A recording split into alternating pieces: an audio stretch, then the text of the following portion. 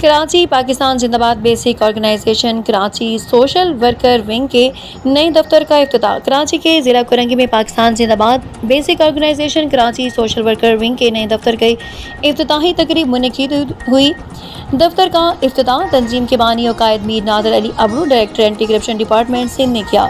تقریب میں آرگنائزر رئیس احمد، نائب صدر Abdulmajeed, team leader Bilal Ahmed, Imran Sheikh, incharge Junaid Qureshi, media person Asif Nawaz, medical coordinator Ishaq, event organiser Sameer, incharge Salman, Noman, Kamran, Owais, جبکہ خواتین میں نوشین، نصرت اور مریم سمیت تنظیم کے دیگر اراکین نے بڑی تعداد میں شرکت کی ہے۔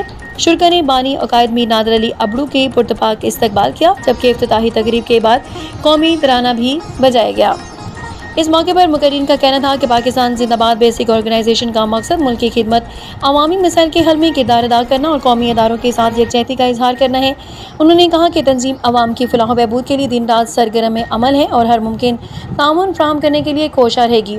تنظیم کی جانب سے کراچی کے شہریوں سے اپیل کی گئی ہے کہ اگر کسی قسم کی سماجی یا عوامی مسئلہ درپیش ہو تو وہ تنظیم کے دفتر سے رابطہ کریں، جبکہ ممکنہ تعاون فراہم کیا جائے گا۔